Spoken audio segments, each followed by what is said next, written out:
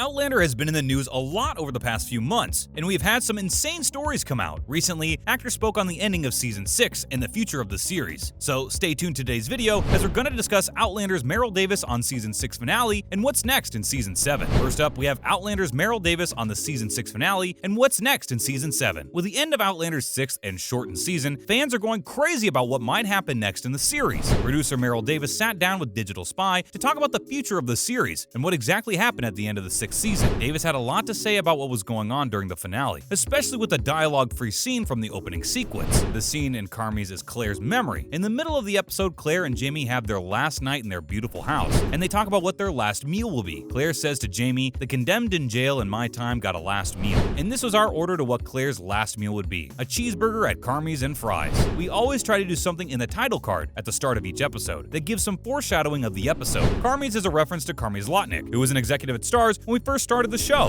We had a reference way back in an earlier season about Carmy's, where Claire and Brianna are talking about what they missed from their past, and it is cheeseburgers. And this is another reference to that. The house these scenes were all set in was built many years ago by the production and set design team.